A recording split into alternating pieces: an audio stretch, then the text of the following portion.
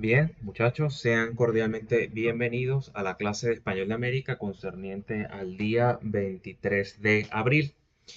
En las dos últimas sesiones hemos estado haciendo una revisión de textos para tratar de hacernos una panorámica de cómo ha sido la evolución de la lengua española desde la Edad Media hasta el español moderno y específicamente esta revisión cronológica de las características del español a partir de ciertos textos, específicamente a partir de un texto medieval y posteriormente empleando dos documentos coloniales americanos, venezolanos. Esta comparación en progresivo se hace con el propósito de que ustedes en primer término vean cómo ha ido evolucionando la lengua a lo largo del tiempo y también para que se hagan una panorámica de qué tan disímiles o qué tan semejantes son los textos medievales con respecto a la variedad del español que llegó a América. Es decir, que esa variedad de español que llegó a nuestro continente, qué tan distinta o qué tan semejante era al español de la Edad Media y desde luego también comprender cómo se fue encaminando ya esa nueva variedad del español que se formó a partir de la variedad que llegó de España, pero bueno, cómo se fue conformando eso que hoy en día llamamos español de América desde el punto de vista histórico. Ustedes por su cuenta ya han hecho una revisión de la historia externa del español americano en todo lo atinente a la llegada de los conquistadores al Nuevo Mundo, qué trajeron, cómo fue el choque en cuanto a lo lingüístico y cultural. También han abordado todo lo referente a las diversas teorías que se han establecido en torno al origen social de los conquistadores y bueno, redundaron también en cuanto a la influencia de la trata de esclavos africanos con respecto al español del Nuevo Mundo. También por su cuenta han revisado cómo fueron las distintas etapas de implantación y periodización del español en el Nuevo Mundo, en las llamadas Indias occidentales, en aquel entonces, los tiempos de conquista y colonización. Nosotros, por nuestra cuenta acá en la clase, hemos aprovechado nuestros encuentros síncronos para revisar un poco la historia interna de la lengua española. Ustedes estudiaron por su cuenta la historia externa. Nosotros nos hemos encargado de revisar la parte interna de la historia interna, atendiendo a cómo eran las características del español a finales del siglo XV y comienzos del siglo XVI, entendiendo que en este momento de la historia de la lengua española se estaba generando un cambio que en algunos aspectos se dio casi que de forma inmediata, en otras características de la lengua el cambio se apreció o se consumó a lo largo de los siglos. Ello, entendiendo esta afirmación con el propósito de que ustedes comprendan que lo que llegó a la lengua, a lo que llegó a América fue una variedad en pugna, una mezcolanza entre lo medieval y lo moderno. Vimos en la sesión pasada, cuando revisábamos el documento escrito en Coro en el año 1530, cómo las características, tanto el grafofónico como el morfosintáctico de ese documento, son bastante similares a los textos de la Edad Media, los textos de la Edad Media castellana. Hay muchas similitudes, tanto en lo grafofónico como en lo morfosintáctico. Hoy vamos a comparar esos dos textos que ya revisamos, el medieval y el colonial americano, con un nuevo texto, también venezolano, tomado del corpus del profesor Obediente, un texto escrito en Mérida, específicamente en Ejido, en el año de 1786. ¿Sí? Vamos a hacer un poco de cronología con respecto a los momentos escriturales de los textos que hemos examinado para hacer la comparación que estamos haciendo. Fíjense ustedes que el texto medieval que estudiamos de Calila y Digna fue escrito en 1251. Bien. Posteriormente, la sesión pasada revisamos el documento escrito en Coro, en ese entonces provincia de Venezuela, el 31 de julio de 1530. Es decir, entre el texto medieval y el documento de Coro había casi 279 años de diferencia. Bien, así que allí tenemos dos estadios de la lengua española bastante distantes en el tiempo, pero sorpresivamente nos conseguimos con muchas características similares entre el texto medieval y el documento de Coro. Ese documento de coro, escrito, vuelvo y repito, en 1530, es de suma relevancia para nosotros en este curso de Español de América. ¿Por qué? Porque ese texto de coro fue escrito casi 40 años después del descubrimiento de América, es decir, casi 4 décadas después. ¿Qué nos quiere decir esto desde el punto de vista lingüístico y desde el punto de vista de la historia de la lengua española? Que este documento refleja exactamente la variedad de lengua que llegó, sin más, sin menos. Refleja exactamente lo que llegó, lo que era la lengua española en ese entonces, en lo que respecta al español peninsular, y cómo esa variedad de español peninsular de ese momento histórico fue la que se implantó en el Nuevo Mundo y fue la que evolucionó progresivamente en el Nuevo Mundo también. Hoy vamos a revisar, vuelvo y repito, vamos a darle la bienvenida a Andrés, que está solicitando la conexión. Bienvenido, Andrés. Hoy vamos a revisar un documento merideño de Ejido del año 1786, es decir, escrito casi 535 años después del texto medieval que analizamos, el de Caligna Digna, y ese documento de Mérida evidencia una distancia temporal de 256 años con respecto al documento de Coro. O sea que ya en el documento que vamos a ver hoy hay muchas más diferencias con respecto al texto de Coro y al texto medieval. Y este documento que vamos a ver hoy quizás sea un poco más cercano a lo que es nuestra lengua española hoy en día y a lo que es el español americano hoy en día. Hechas estas aclaratorias, no sé si quieren comentar algo. ¿Todo bien? Fin.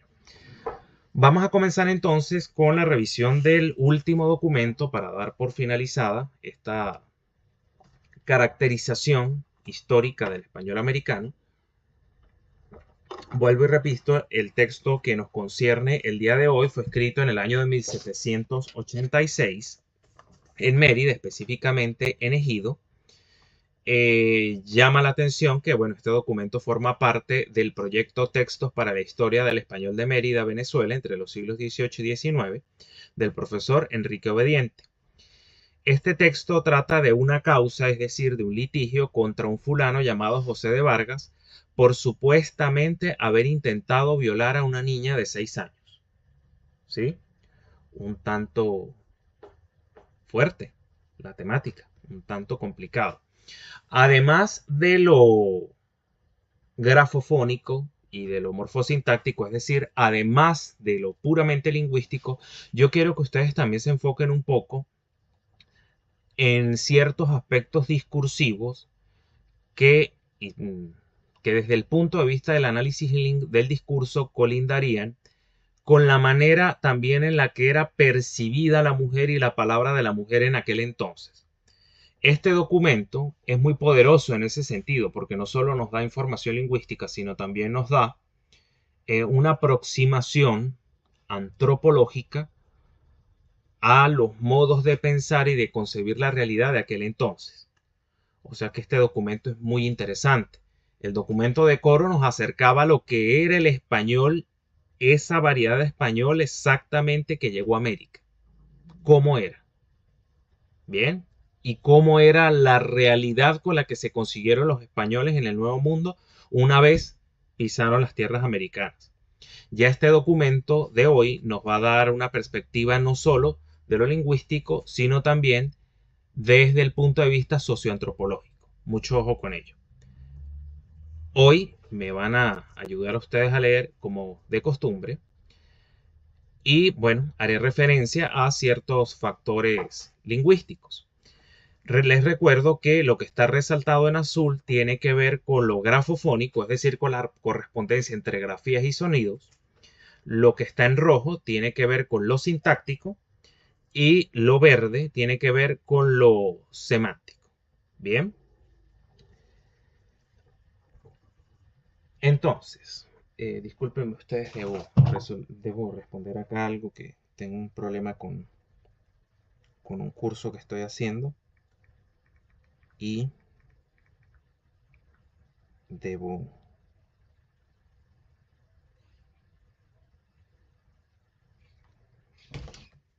Bien, voy a comenzar. En la parroquia del Ejido, en 8 días del mes de junio del año de 1786. Fíjense ustedes, ¿por qué me detengo acá? En la parroquia del Ejido, tenemos acá una X, ¿verdad? Pudiéramos pensar que esa X remitiría al fricativo posalveolar sordo, ese que suena como cuando mandamos a callar a la gente. Pero no, muchachos. Ya la reestructuración del sistema sibilante estaba casi 2 siglos atrás con respecto al momento escritural de este documento. No pudiéramos decir entonces que esa X en efecto remite allí al fricativo posalveolar sordo, porque ese fricativo posalveolar sordo ya estaba muy atrás en el tiempo. Pero esta X nos refleja, al igual que en el documento de coro, mucha inseguridad en cuanto a la representación de ciertas consonantes, tomando el reajuste que se dio a partir del siglo XVI y que ustedes muy bien conocen, ese reajuste que determinó la evolución de los segmentos africados alveolares, tanto el sordo como el sonoro, y de los fricativos posalveolares, tanto el sordo como el sonoro, que como ustedes recordarán con miras a su examen de mañana, ambos pares de consonantes se ensordecieron. Bien, entonces no pudiéramos decir que allí tendríamos que decir, por ejemplo, en la parroquia del Ejido.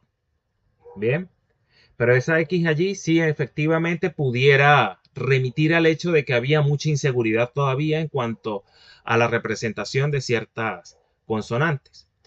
Entonces, en la parroquia del Ejido, en 8 días del mes de junio del año de 1786, fíjense ustedes, 700 con Z. Sabemos que había mucha inseguridad en cuanto al uso de ciertas grafías, pero esto pudiera ser también un indicio de ceceo. No sé qué opinan ustedes.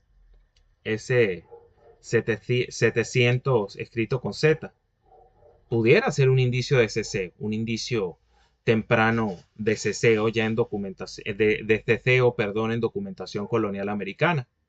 Podría deberse a las dos causas, bien sea a la inseguridad en cuanto a la representación de ciertos segmentos o al desconocimiento, pero también pudiera ser una muestra de ceceo, como les comento.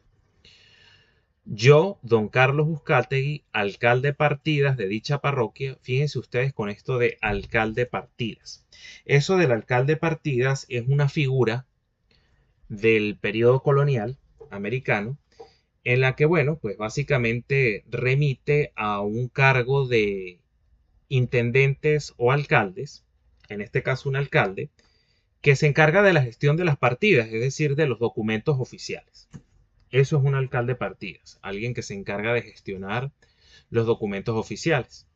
Fíjense ustedes, de dicha parroquia, este mecanismo que comentábamos en la sesión pasada, se empleaba con mucha recurrencia este sintagma para evitar confusiones con respecto a un sustantivo ya mencionado. En este caso, el sustantivo, el sintagma nominal, mejor dicho, ya mencionado, es la parroquia del Ejido. Entonces acá se menciona dicha parroquia para evitar eso, confusiones. Este sustantivo, este sintagma constituido por el participio más un sustantivo es muy común a lo largo de todo el periodo colonial. De hecho, en la sesión pasada lo vimos con bastante frecuencia, Andrés lo recordará, cuando se hablaba, por ejemplo, el dicho su señor. El sintagma puede variar en cuanto a su estructura, pero se propicia su uso precisamente para evitar confusiones. Puede ser también el dicho alcalde, por ejemplo, más o menos el mismo sintagma, con el participio y un sustantivo. El sintagma puede estar precedido también de un artículo definido. Pudiera ser acá la dicha parroquia, ¿sí? Más o menos esa es la estructura. Comienza a hablar entonces el alcalde. Digo que el día martes que contaron 6 del corriente mes, entre las 8 y 9 de la mañana, se me dio guerra, fíjense ustedes en esto, y puso denuncio ante mí Rita Otalora, negra, de haber encontrado en su casa y cama a Josef Vargas con una hijita de la dicha Rita Otalora, de edad de 6 años, queriendo a fuerza de rigor desflorarla con estrupo violento, y que a los clamores de la dicha niñita entró la madre. Fíjense. Puso con Z, denuncio con Z. Acá pudiéramos ver en denuncio una muestra temprana de ceceo. Quizá pudiera ser. Fíjense ustedes, por ejemplo, acá en José, cómo se emplea la doble S. Bien, que eso lo vimos, como Andrés lo recordará, en la sesión pasada, cuando veíamos el documento de coro, que nos conseguíamos 2S a cada rato. Fíjense ustedes acá, con una hijita, una se observa acá, también como en el documento de coro, el uso de la V con valor vocálico. Bien, fíjense ustedes, una hijita de la dicha, para evitar confusiones. La dicha allí se refiere a Rita Otalora, la madre de la niña. Negra, se hace allí la salvedad o la aclaratoria o el énfasis en que esa Rita Otalora es negra. Bien, entonces ya eso nos lleva acá un poco a la concepción racial y quizá los prejuicios raciales que pudieron haber pregonado en aquel entonces, con mayor intensidad que en épocas más recientes. Fíjense ustedes, queriendo a fuerza de rigor desflorarla. Desflorarla es violarla, ¿sí? Esa es una manera de decir, de hablar sobre una violación. Con estrupo violento. Por lo general, si ustedes, esta forma de estrupo, acá, es el estupro consiste en la violación de un menor, ¿sí? Remite a eso. Pero ¿qué pasa? Si ustedes se van al diccionario de la lengua española, ustedes van a conseguir estupro, no estrupo, sino estupro. Estrupo es una forma arcaica del sustantivo. Bien. Con estrupo violento, y que a los clamores de la dicha niñita, fíjense ustedes, volvemos con el mismo sintagma, determinante, más el participio, más el sustantivo, entró la madre y los topó, y pasó a ponerme la denuncia. Bien, contra el susodicho. Otra cosa que quiero que ustedes vean, y yo no sé si ustedes lo han oído, pero yo a mis abuelos se los oía mucho, es esta expresión: se me dio guerra. Yo le oía mucho a mis abuelos, por ejemplo, el niño está dando mucha guerra. No sé si ustedes llegaron a escuchar algo así en alguna oportunidad, o al menos haberlo leído. Yo sí se lo escuchaba a mis abuelos. Bien. Seguimos entonces.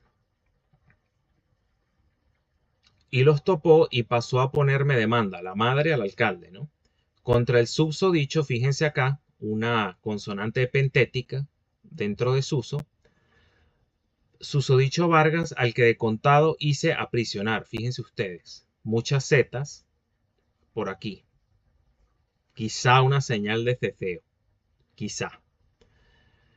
Al que de contado hice aprisionar en la cárcel pública de dicha parroquia para la averiguación. Fíjense ustedes, que es más, además de una muestra quizá temprana de ceceo, mejor dicho, vemos acá que se me olvidó resaltarlo, averiguación con B en lugar de V. Seguimos con las muestras de confusión entre las grafías V y B. Bien, conforme lo mencionamos en las clases iniciales del curso a propósito de la confusión entre ambas grafías que se comenzó a generar a partir del siglo XVI. La averiguación del caso referido, y para quitar o castigar semejante hecho y proceder conforme de derecho, se le tomará declaración, con Z, jurada al dicho José de Vargas, ¿sí? Preso por esta causa, al que se le harán los preguntados y repreguntados que convengan. En este tipo de documentos se toman declaraciones, ¿sí? Se le pregunta al acusado, después se le pregunta a los testigos, después se les pregunta a los afectados. Pero ¿qué es eso de repreguntados? Acá. Eso de los repreguntados es que se hacen preguntas que ya se hicieron con anterioridad, pero con distinta forma. La pregunta, para ver si el incriminado o los testigos o los afectados se contradicen en lo que ya habían dicho. Esa es una práctica que aún hoy en día se lleva a cabo. Bien. Y por este mi auto, fíjense ustedes, volvemos con este tipo de sintagmas.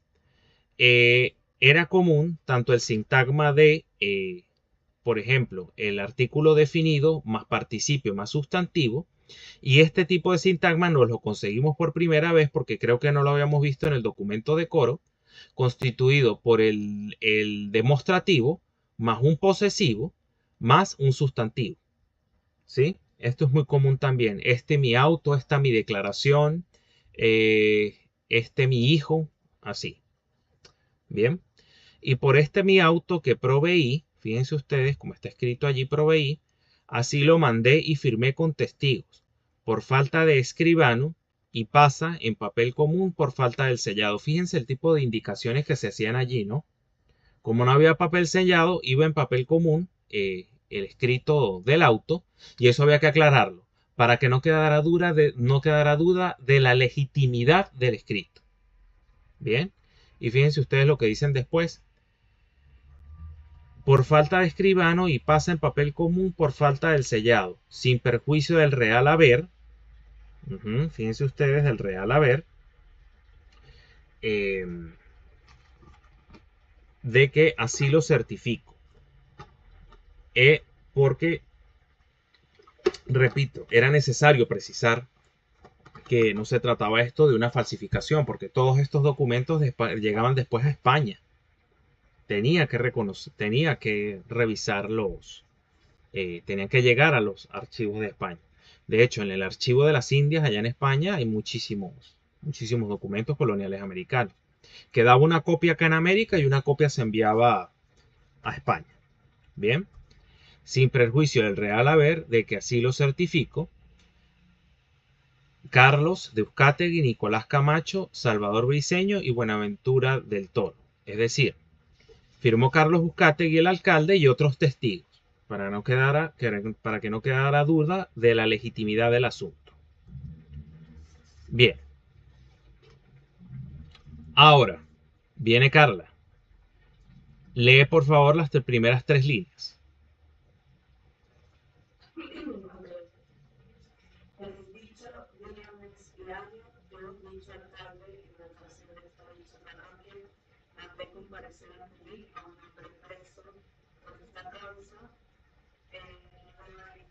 Por haber querido.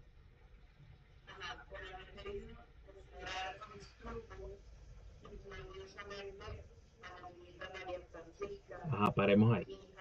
Paremos ahí. Fíjate, seguimos con este tipo de sintagmas, ¿no? En el dicho día, mes y año, es decir, en el mismo día en el que se escribió el auto que leí anteriormente, se escribió este nuevo auto, para que no quede duda. Yo, dicho alcalde, es decir, el señor Carlos de Uzcategui. Bien, para que no quede duda de que ya fue mencionado ese alcalde. Fíjense entonces, el dicho día, mes y año, es decir, determina artículo definido más participio más sustantivos. Volvemos acá a lo mismo. Yo, dicho alcalde, se simplifica en sintagma. Participio más un sustantivo. Bien.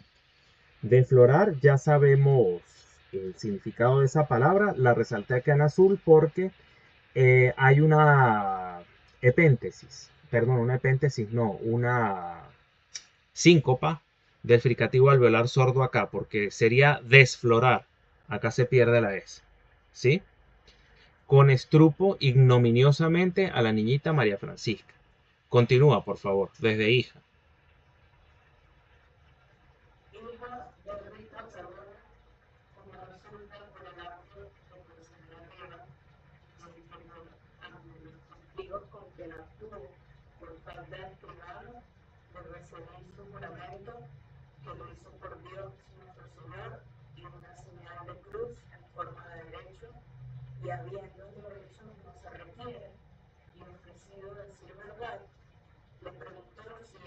Detengámonos aquí, por favor.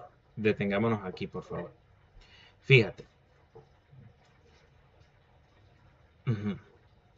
por el auto de proceder arriba.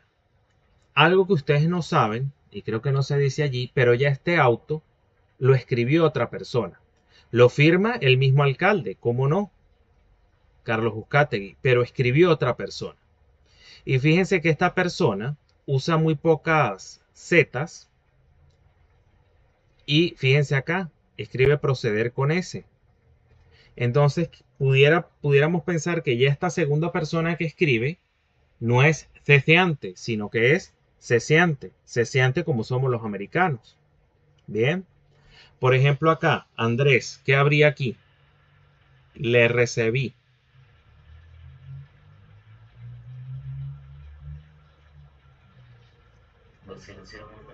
Ajá, vacilación de vocales, átonos. Eso es muy importante que lo tengan presente. Ajá, ¿y qué más? Y la confusión entre V y B. Vemos dos de los cambios que ustedes estudiaron, los vemos en una misma palabra. Bien. Esos cambios, repito, se comenzaron a gestar a partir del siglo XVI, pero estos documentos, tanto el decoro de 1530 como este que estamos revisando, el de Gido, de 1786, todavía siguen reflejando inseguridad en cuanto a los usos, porque el cambio se comenzó a dar en la península a partir del siglo XVI, pero tardó en consumarse unos cuantos siglos en la península.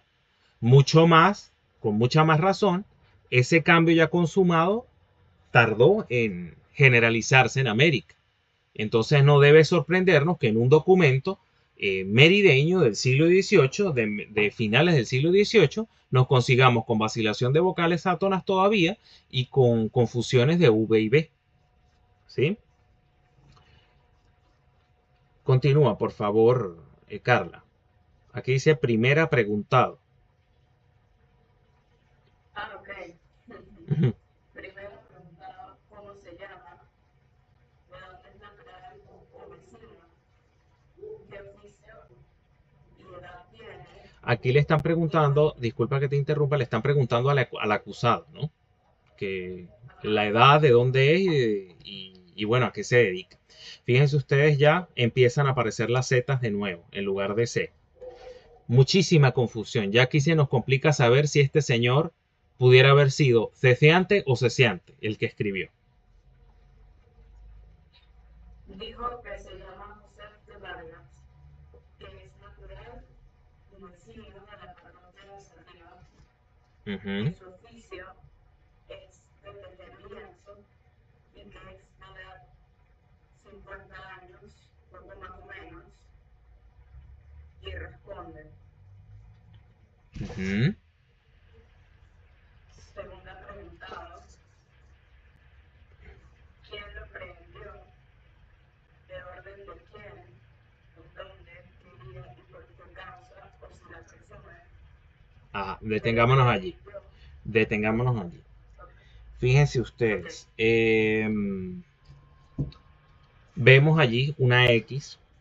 Yo allí no te, fíjate que yo allí no te comenté nada en la forma en que pronunciaste esa X o el segmento al que remite esa X, como si lo hubiera hecho con un texto medieval, porque, bueno, ya esas consonantes medievales están muy atrás en el tiempo con respecto al momento escritural de este documento y a la vez, en fin, ya la reestructuración del sistema sibilante se había dado. Esta X allí está como por inseguridad en cuanto a la representación de ciertos sonidos. Sería muy improbable que la persona que escribió este documento dijera dicho en lugar de dijo. Sería muy, muy improbable, como les comento. No obstante, llama la atención también que se siguen manteniendo ciertas grafías geminadas. Bien, de aquellas grafías geminadas que hablábamos en ocasiones, que en un principio en la latinidad esas grafías geminadas remitían a consonantes geminadas. Ya no es el caso del castellano medieval ni mucho menos del español moderno, que una grafía geminada pudiera remitir a una consonante geminada. Bien, vemos también muchas alternancias, sigo, ya esto no lo mencionaría más para aligerar la cosa, de entre los usos de S, Z y C. Ya difícilmente se pudiera saber a qué tendencia se suscribe el escribano de este documento, la persona que escribió este documento, porque no había escribano, lo dejan claro, a qué tendencia pudiera suscribirse esta persona, ¿no? Si en efecto sería un hablante ceciante o cesiante. Le prendí. Bien. Allí se está eliminando. Ya, disculpen, déjenme responder algo acá.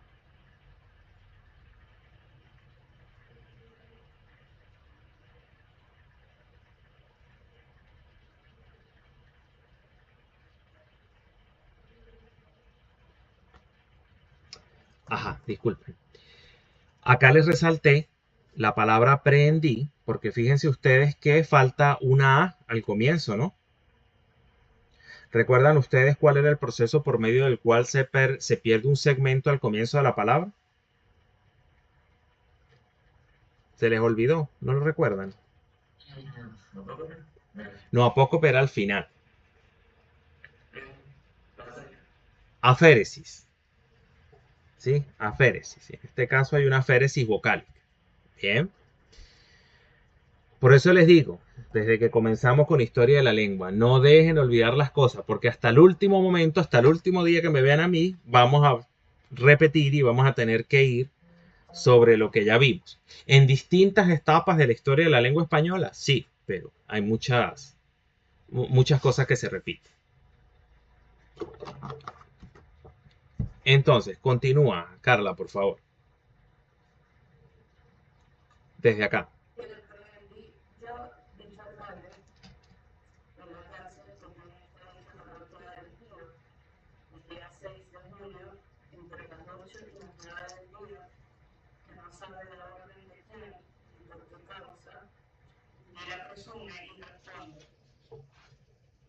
Será preguntado en qué parte se estuvo el día antes de junio.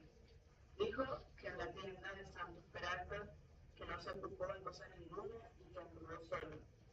Y responde. Cuarto ha preguntado qué noticia tiene, si le consta, y lo que el día lunes.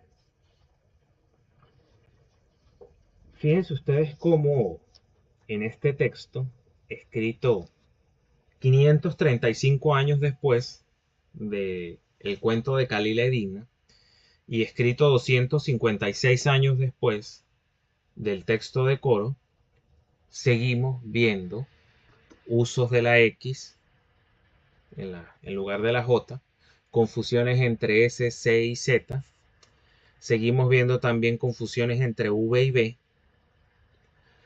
Noten ustedes entonces que, y es lo que en lo que tanto les he insistido, cómo esa variedad de lengua que llegó a América, de la que vimos una muestra exacta y precisa con el documento de 1530, esa variedad de lenguas tardó unos cuantos siglos en evolucionar a lo que es el español de hoy en día y también en desprenderse un poco de esos resabios, en el buen sentido del término, de la Edad Media. Tardó bastante. O sea que ese cuento de que lo que llegó a América fue una variedad de impugna, una mezcolanza entre lo medieval y lo moderno, eso se mantuvo así durante mucho tiempo. Fíjense ustedes que en este texto, mucho más cercano a nosotros, no solo por lo geográfico, sino también por lo temporal, aún seguimos viendo destellos de eso que veíamos en los textos medievales. Bien, quizá no por las mismas razones, desde luego, pero en cuanto a forma, seguimos viendo mucha semejanza todavía. Ahora me va a ayudar Andrés, por favor.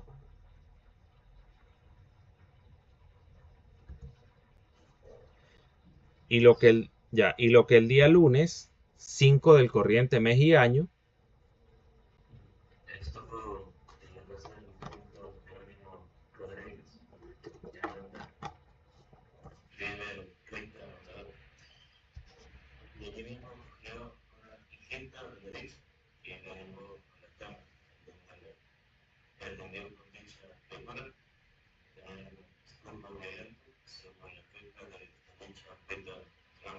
Disculpa que te interrumpa.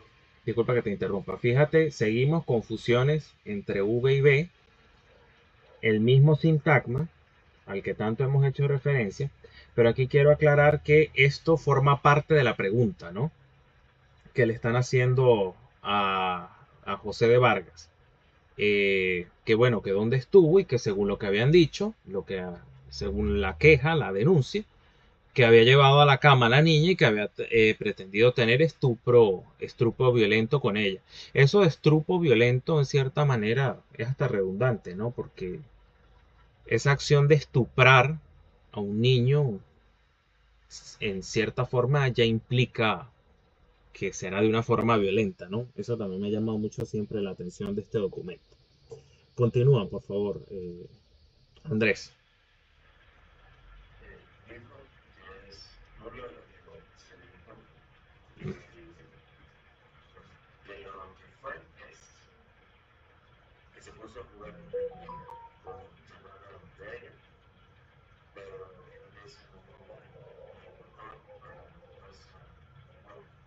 Bien.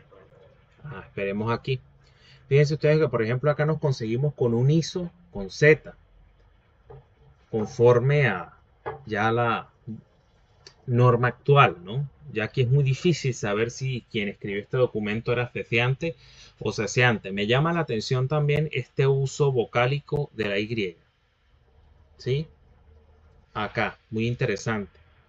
Muy similar a lo que vimos en el documento de Coro y a lo que vimos en los textos de Khalil Eddine y bueno, también de lo que vimos en todos los textos del Mister de Clerecía que hemos estudiado.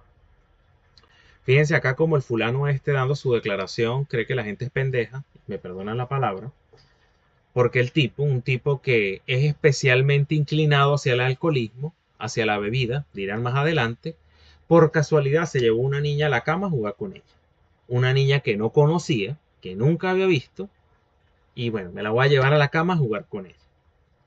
O sea, ya esto nos va dando cierta información de cómo era la movida en aquel entonces. Continúa, por favor.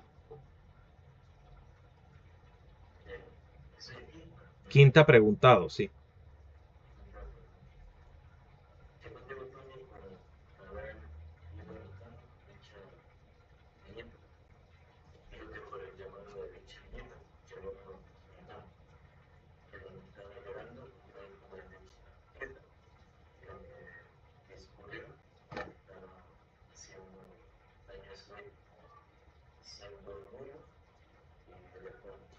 Paremos aquí. Fíjense acá. Haber ido. Los usos de la grafía H se comenzaron a determinar ya a partir de 1713 con la aparición de la Real Academia. Pero quiere decir que esa regla que estaba fijando la RAE a partir de entonces estaba cruda todavía, al menos en los dominios del Nuevo Mundo. Y bueno, había H's por doquier u omisión de H's por doquier. Continúa, por favor.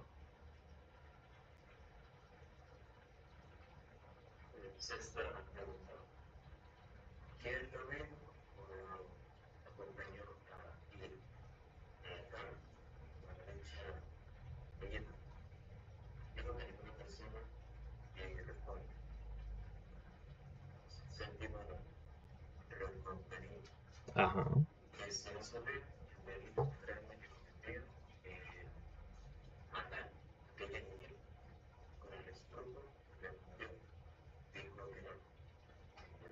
Paremos aquí, por favor. Paremos aquí. Fíjense ustedes. Eso de matar. No era que literalmente este fulano quería matar a la niña. O sea, quería quitarle la vida. No. Sino que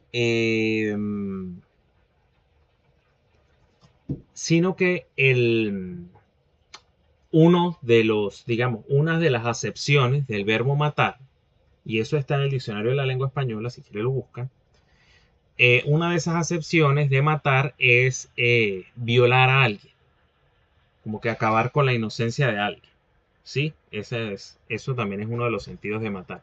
Y fíjense ustedes, esto de reconvenido, esto se usa mucho en los textos jurídicos aún hoy en día, pero ese reconvenido, por lo general, repito, en textos jurídicos, si ustedes lo buscan, por ejemplo, en el diccionario de la lengua española, el verbo reconvenir va con B corta, ¿bien? Pero me llama la atención acá algo. Se evidencia desde luego confusión entre V y B, pero me llama la atención de que ya están aplicando la premisa que antes de B va M. Sí, ya lo están aplicando. Eso me llamó la atención, ¿sí? Que esa norma es relativamente tardía, ¿no? Tomando en cuenta la aparición de la RAE en 1703. Ajá, continúa, por favor, Andrés.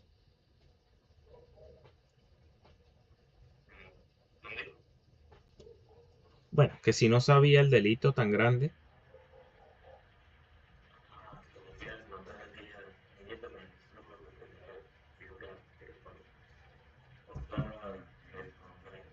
Ajá.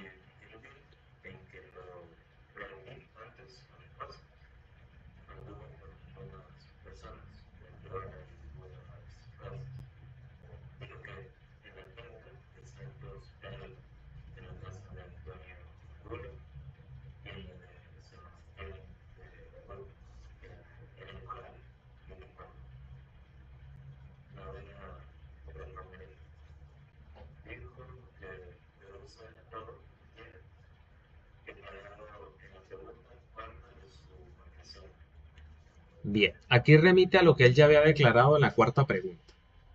Esto es una manera era una manera de ahorrar papel, porque el papel no es que era muy abundante en aquel entonces. ¿Qué quiero también que observen ustedes acá? Esto es difícil de leer, ¿no? Es difícil. Para leer estos textos, o mejor dicho, para leer una transcripción de estos textos ya hay que tener cierto entrenamiento que ustedes ya tienen, reconociendo ciertas características del español, tanto medieval como del español colonial. Ahora imagínense tener el texto original, el documento original, para leerlo.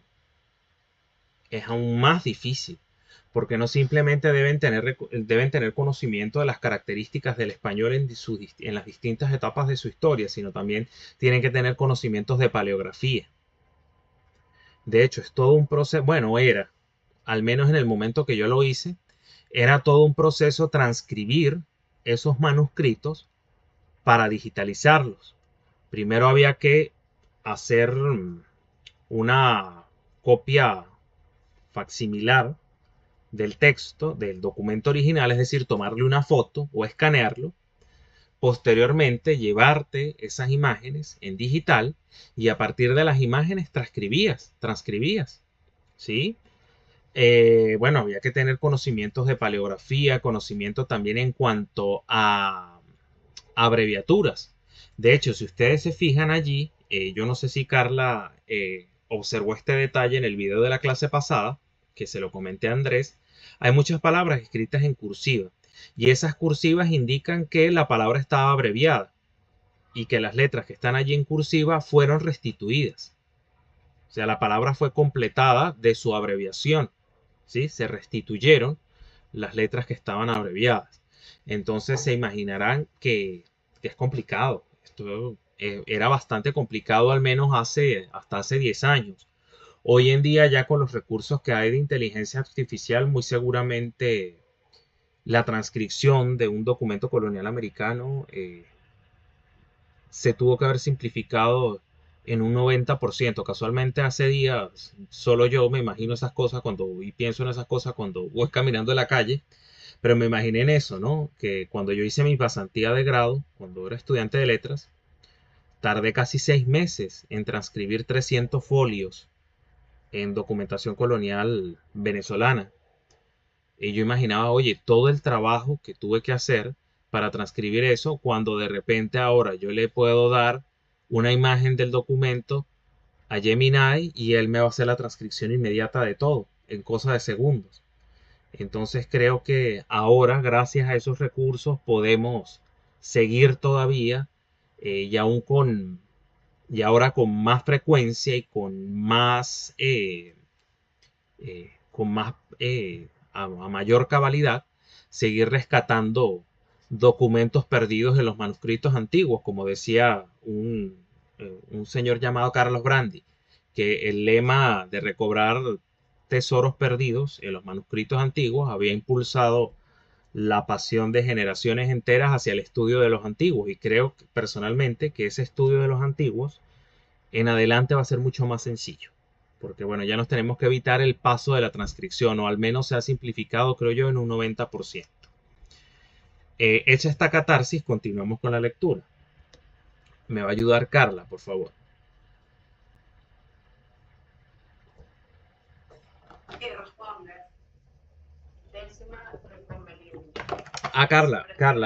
Carla, disculpa que te interrumpa. ¿Qué ven aquí?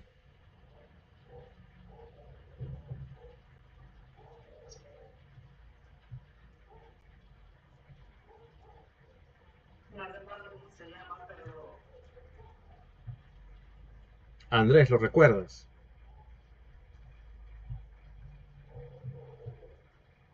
Una forma arcaica de ver, del verbo ver. El vide de mi abuela. Yo vide, en presente no, en pretérito indicativo, para la primera persona. El vide de mi abuela. Primera persona del singular, bueno, aquí está el vido, es decir, el pretérito indicativo, pero para la tercera persona del singular. Muy interesante. Le tengo mucho cariño al video y por eso tengo que hacer el comentario. Disculpen. Ahora sí, seguimos.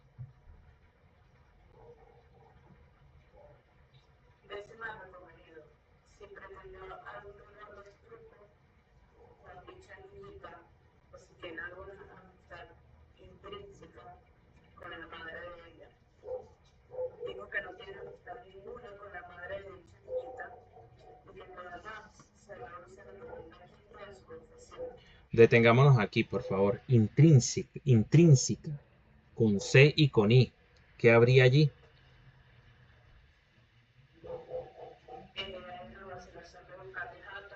Ajá, muy bien, muy bien. Continúa entonces, por favor.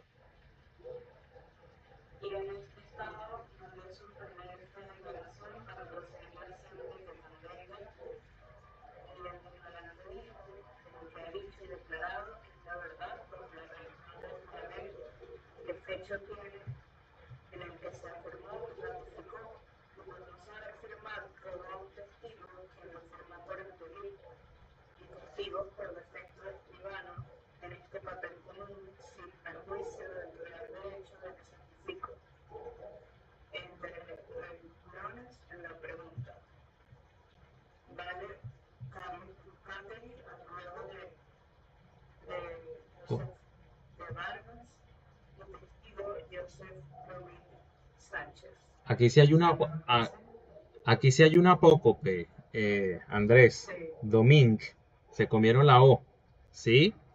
Fíjense ustedes acá, además de V's, confusiones entre V y B, y además de otras cositas, fíjense lo que nos conseguimos acá.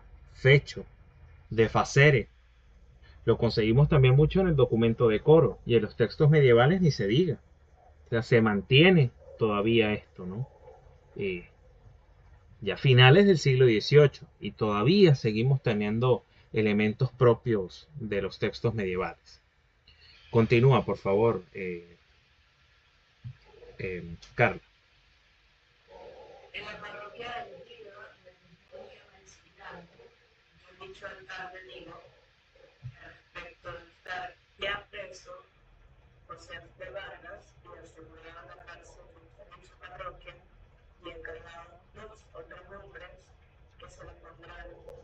Ajá, fíjense acá, desta. Seguimos con las contracciones tan propias de los textos medievales y del documento que vimos de 1530 escrito en Coro. Desta, acá contracción entre la preposición y el demostrativo. ¿Sí? Esto era muy común. Siguen allí. En la página anterior, en la lámina anterior vimos también un desta, pero se me olvidó hacerles el comentario. Continúa entonces Andrés.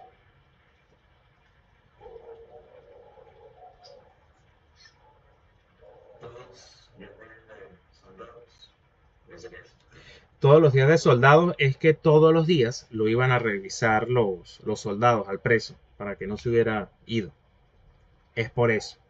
Sí, y acá cuando dice entre renglones, Carla, lo que tú leíste, es que sabes que esos documentos coloniales, esos textos, a veces a la gente se le olvidaba, se les olvidaba escribir algo y luego le escribían entre las líneas.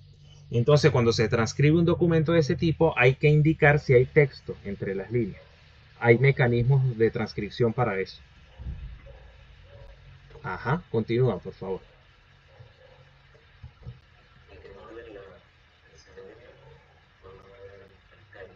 Alcaide es el que cuida la cárcel, ¿sí?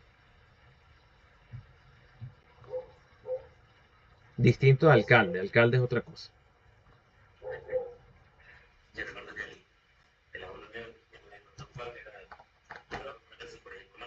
Ajá.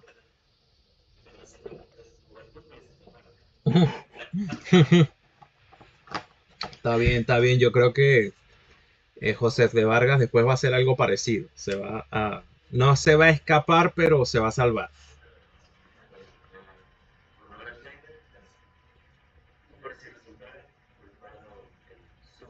O sea, el susodicho.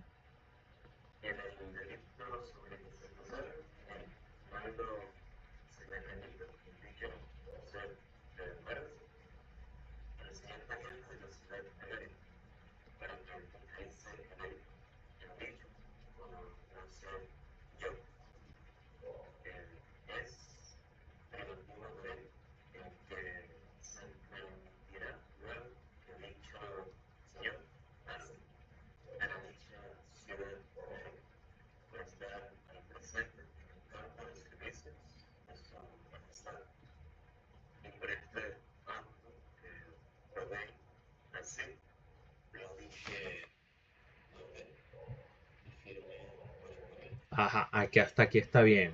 Hasta aquí está bien, Andrés. Fíjate, mucho que decir en cuanto a las grafías, en cuanto a las confusiones de V y B, pero fíjense esta forma de escribir ciudad, ¿no? Con una V allí con valor vocálico. Me parece muy interesante. Ya me adelanté sin querer mucho.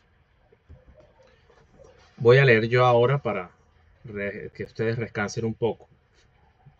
Fíjense acá, por recibido, uso de la U con valor consonántico. Por recibido y para proceder arreglado a justicia, pásese este expediente al señor alcalde de primera nominación, doctor don Ángel Rangel, para que inspeccionado de él y en la inteligencia de que en este tribunal se hizo comparecer a la muchachita y examinada en presencia del escribano, expuso que, fíjense ustedes, va a hablar la niña. Otra muestra de discurso reportado, ya hemos visto bastante discurso reportado en este documento con las declaraciones de José de Vargas. Ahora va a hablar la niña, pero fíjense en la extensión y en la complejidad y en la visión de esa declaración.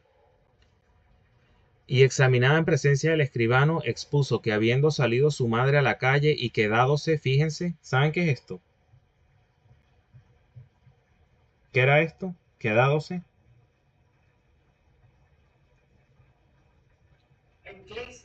Enclisis en una forma conjugada, como en la Edad Media. Bien. Porque actualmente nosotros diríamos se quedó. Fíjense acá cómo se moldea el verbo para la enclisis, quedádose. Y quedádose sola en la casa, dice la niña, entró un hombre que se llama José de Vargas y habiéndola cogido la llevó a la cama y levantádole la ropa, fíjense, levantádole, enclisis también en una forma conjugada, porque actualmente diríamos le levantó. Y habiéndola cogido a la niña, José de Vargas, la llevó a la cama y levantádole la ropa se acostó encima de ella, a lo que comenzó a dar gritos, a cuyo acto vino su madre. con cuya reproducción y lo que consta de la anterior confesión del citado Vargas, se exhibe instruir a este tribunal de lo que debe ejecutar en este asunto. Fíjense, grafías dobles por todas partes, confusiones entre la Y y la I, usos de S en lugar de C o alternancias entre Z, C y S, usos consonánticos de la U, usos vocálicos de la V, muchos casos de enclisis en verbos conjugados. Pero quizá lo que se me hace más llamativo acá es la perspectiva de la niña, ¿no? Bueno, me llevó a la cama, me levantó la ropa y se acostó sobre mí. Esto es muy poderoso, ¿no? Y creo que, por ejemplo, alguien de la llamada generación de cristal lee esto y impresiona, ¿no? Es bastante potente de leer eso, ¿no? Que una niña haya dicho esto, ¿no? En algún momento es bastante duro. Fíjense acá, proveyólo su merced. Nos conseguimos con su merced, con el su merced de Colombia, que actualmente mantiene Colombia, ¿no? Este su merced, una de esas tantas etapas transitorias hacia el usted. Vemos acá también un proveyólo, ¿sí? En lugar de lo proveyó. Inclisis en un verbo conjugado. Pasemos a la siguiente lámina. Ante mí, Antonio Alejandro Chávez, escribano público y de cabildo, señor teniente justicia mayor. He visto el expediente que vuestra merced, fíjense, vuestra merced, un uso muy tardío de vuestra merced, llegó a América, ¿sí? Y llegó a Mérida, finales del siglo XVIII. He visto el expediente que vuestra merced se ha servido remitirme para que sobre lo circunstanciado de su contexto, fíjense, contexto, exponga lo que me parezca más conforme a derecho. Tengo práctico y anticuado conocimiento del acusado, y ni por aquel ni por noticias que me hayan difundido he llegado a saber que éste es especialmente inclinado a la sensualidad y sí con bastante exceso y repetición a los actos de aguardiente, y debiéndole considerar prudentemente que exceso tal como el que vierte el expediente no pudiera intentarse ni ejecutarse con plena deliberación del que se dice extrupante. ¡Qué belleza! Llegó un fulano y dijo, no, es que yo lo conozco y él se porta bien. Él lo que pasa es que es alcohólico, pero yo lo conozco. Él no es inclinado a violar a la gente, él no es inclinado a la sensualidad, como dice aquí. Él no viola a niños. Que es alcohólico es otro negocio. ¿Sí? Seguimos. Fíjense lo que viene ahora. Dice, con plena deliberación del que se dice extrupante. Por la corta edad e igual figura de la estrupada, no hallo dificultad en que el exceso, si en realidad intentó cometerse, dimanaría de aquella embriaguez con que ordinariamente se manifiesta. Es decir, por la corta edad de la niña, si eso pasó porque el pobrecito es alcohólico y generalmente se lo pasa borracho. En cuyo supuesto y en el de no haber resultado perjuicio alguno de la muchacha, o sea, intentó violarla, pero no la violó. Y como él es alcohólico, lo podemos dejar hasta aquí. Y de no haber resultado perjuicio alguno de la muchacha, se le podría imponer la pena de destierro de toda la comprensión de este terreno, no tanto por lo principal del hecho, es decir, no tanto porque trató de violar a una niña, sino por el exceso con el que usa de la bebida. O sea, lo vamos a desterrar porque es alcohólico, pero no porque trató de violar a una niña, castigándole como causa del que dimanan otros muchos perjuicios y desórdenes. Esto es lo que me parece, salvando la más acortada resolución de vuestra merced, Mérida a 20 de julio de 1786. Fíjense, vuestra merced, grafías dobles, usos consonánticos de la grafía I, en fin, mucho que decir en cuanto a lo grafofónico y mucho de lo grafofónico que nos recuerda al documento de 1530 y a los documentos medievales. Entonces, desde el punto de vista antropológico, ¿qué pasó aquí?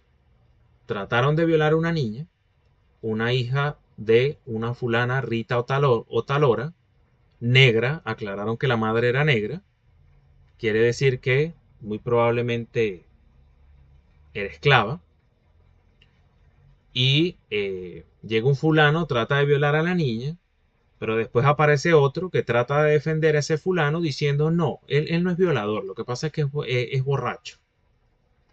Y entonces como la niña, por la corta edad de la niña, mejor no le creamos lo que dijo la niña, vamos a sacar a este fulano de aquí, bueno, digamos que lo vamos a votar porque es borracho, no porque intentó violar a una niña. Y si eso pasó en verdad, si trató de violarla, ay pobrecito, es que estaba borracho. Bien. Entonces, conformándome con lo dictaminado por el señor alcalde ordinario, doctor Don Ángel Rangel, he tenido a bien, fíjense ustedes, determinar y mandar como lo determino y mando por definitiva, vacilación de vocales átonas, con la misma palabra que se vacilaba en el documento de Coro, el de 1530. Definitiva. Se usaba mucho allí la palabra definitiva. Por definitiva sentencia, condenar como condeno a Josef de Vargas a 15 días de trabajo en obras públicas y concluidos estos días a destierro de la comprehensión, fíjense ustedes, de esta jurisdicción y condenado en las costas procesales que anotará el presente escribano Pedro Fermín de Rivas. Resumen. Desde el punto de vista socioantropológico, mucho que decir de este documento en cuanto a la imagen de la mujer y en cuanto a la administración de justicia en el momento, con respecto a la mujer y con respecto a la esclava. Bien. Ya vemos que los llamados chanchullos han existido desde siempre. Y aquí tenemos una prueba. Así que en este sentido concluyo con una frase que dije el día de la defensa de mi tesis doctoral. No todo está dicho de la historia de la lengua española. Nosotros ya sabemos lo que hemos comentado desde el semestre pasado para acá, sí. Lo grafofónico, los cambios fonológicos, los morfosintácticos, sí. Todo eso ya lo sabemos. Pero desde el punto de vista del análisis del discurso, todavía hay mucho que decir de la historia de la lengua española. Todavía hay muchos tesoros ocultos en los documentos coloniales americanos. ¿Sí? Así que de la historia del español de América y de la historia de la lengua española en general hay mucho que decir. En cuanto al discurso, en cuanto a lo sociolingüístico. Eso por una parte. Como conclusión. Fíjense ustedes que hemos observado textos de 3 etapas distintas de la historia de la lengua española. 2 de esos textos americanos. Muy distantes en el tiempo y aún seguimos viendo semejanzas. ¿Cuál es la moraleja con miras al examen de mañana?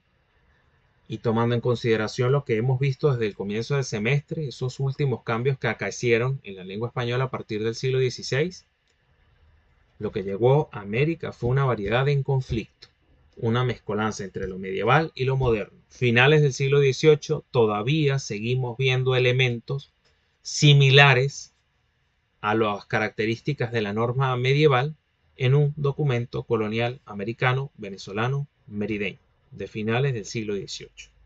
¿Sí?